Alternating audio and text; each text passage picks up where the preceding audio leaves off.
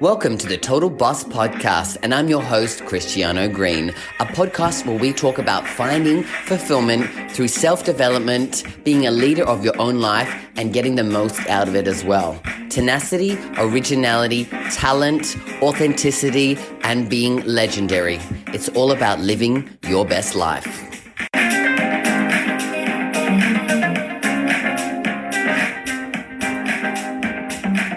Hello, all you total bosses out there, and welcome to another episode of the Total Boss Podcast. I am your host, Christiano Green, and I am a life and business coach working with gay men and women to help them build up their confidence, find fulfillment in who they are, what they do, and where they're going so that they can create freedom and then fortune in their life. So today I really wanted to talk about being a leader of your own life. Now, I've been very lucky enough to have been working as a leader in corporate for over 15 years before I started my coaching business.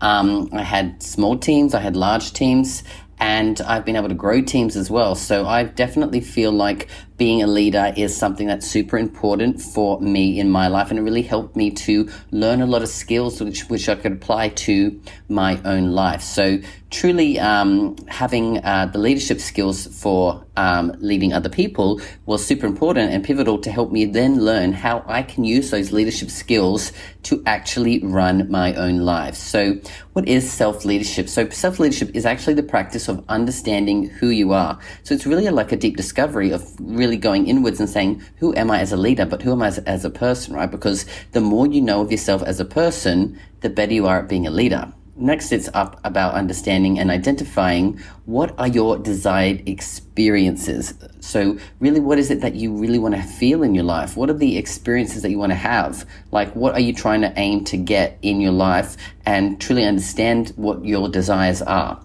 And then finally, it's about intentionally guiding yourself toward those experiences. So again, if you've got goals, if you've got dreams that you have in life, how do I intentionally move towards those things there? So truly what it does, it spans the determination of what we do, why we do it, and then how we do it. So talking a little bit about my journey of a leader. So my last role as a leader, I started in the role when there was probably about 10 people in the role. And I was doing that role for about 5 years. And when I left the role, there was over 300 people. Now, along that journey, it really pushed me to grow, pushed me to look at myself and see myself as a role model. And when I realized that people did look up to me, it really made me look at some of the behaviors and actions that I was portraying and how I could work on those things so that I could then improve my life, so that I could be a better role model and a better leader to these people. Because when you're a true leader of your own life and leading other people as well, you want to make sure that you leave a good impression, because we can all imagine that there are many people that we've had as managers in our life where they weren't great. They were sometimes probably pretty fucking awful, right? And those leaders there, or what I would call managers, really micromanaged you and probably made you not really go into a position where you're actually growing, right? A true leader wants to help other people grow, improve their life, and get better, which is a big part of why I loved being a leader, right? And that's why I moved into coaching, because being a leader was great for me, but helping other people lead their own life in my coaching is obviously something that I'm super, super passionate about. So I wanted to jump in and talk a little bit about the 4 pillars of self-leadership, so that I can then share those with you and then discuss a bit more about my journey of being a leader. So number 1 is purposefulness. So as a leader of your own life and other people, you truly need to know and understand what is the purpose for you being a leader. Like, what is your purpose, your mission in life? How are you coming across to live that purpose? Obviously, when you're working in an organization, there's a lot of different purposes: purpose of the business, purpose of the team, purpose of the individual, right? So you're really trying to figure out that and maintain that purpose so that everyone in the team understands who they are, what they do, and then how they do it.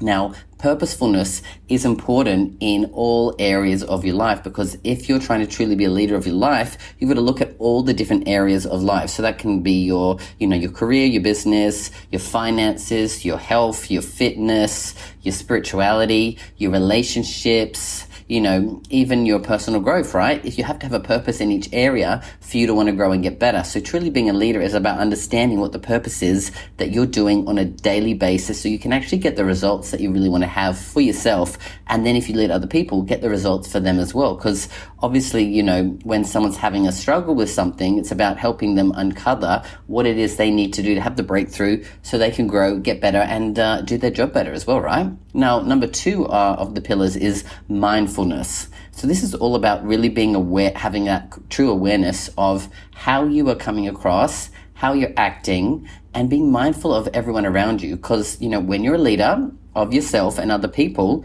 it's important for you to be mindful and enough to be aware how you are coming across in any situation. Because if you're not aware of how you come across to other people, how can you lead them properly, right? So you've got to be aware of how you come across in all situations and use that mindfulness to be able to regulate yourself. Because obviously when you're a leader, you're going to have times when people are going to push you or they're going to be against what you're saying. And you have to be aware how you get everyone to be motivated, how you motivate yourself, and then how you truly can turn a sticky situation into a positive experience for everyone where they can actually learn and grow. Because being mindful means you're super clear on the outcome as well. So you've got that purpose in mind, but the mindfulness just takes it to a new level of understanding and awareness of what the next steps are, who is your audience, and how you're actually going to do that. Because even if you're leading yourself, you need to be mindful of what you want to do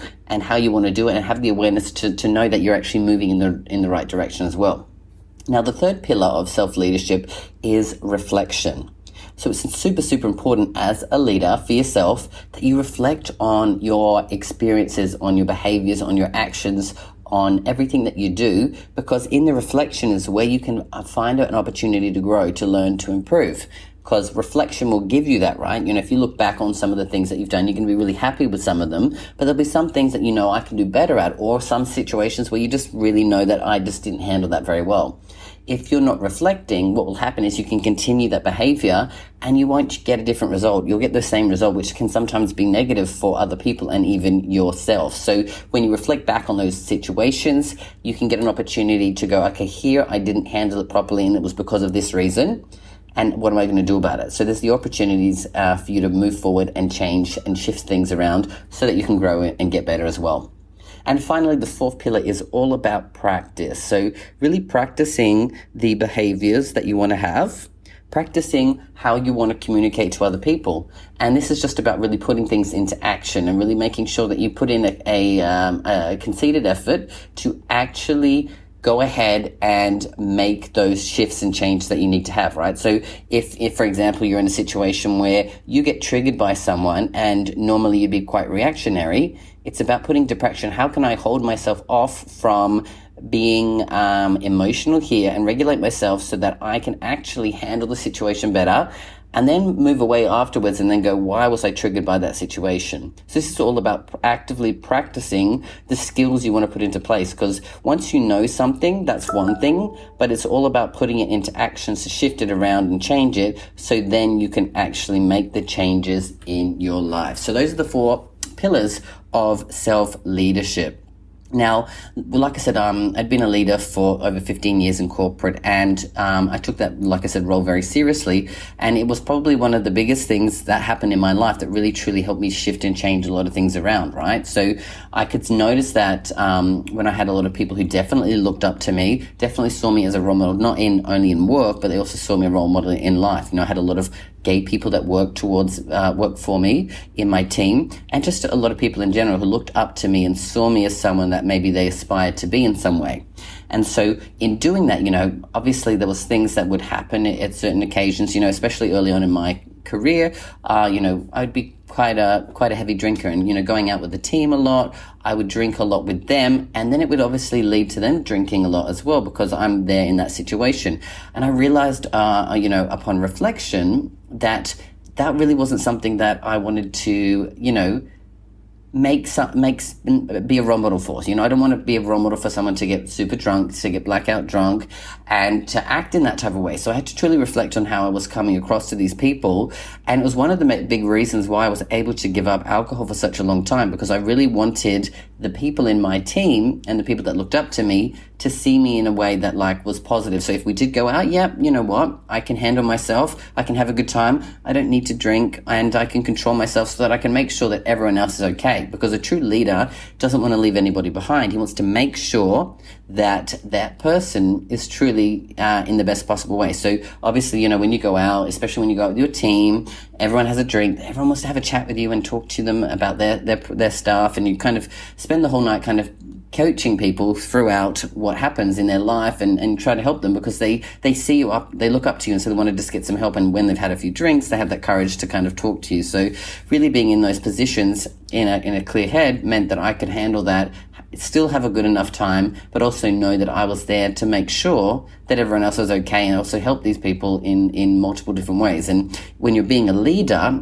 to other people, like I said, it's not just about work. It's not just about the business. It's also about them as a person, right? If you truly care about other people and lead them or go on a journey of coaching, then you truly have people's best interests at heart. So really going deep into what's going on with them will actually help you to understand yourself better, because you learn about other people, and through learning about other people, you learn about yourself as well. So truly being able to understand other people gives you so much more knowledge about yourself, because in those conversations, you can really access a lot of what you've learned and grown, and actually, see other people grow. And when you see other people grow, you know that your skills are working for you and that you have the ability to have an impact on other people.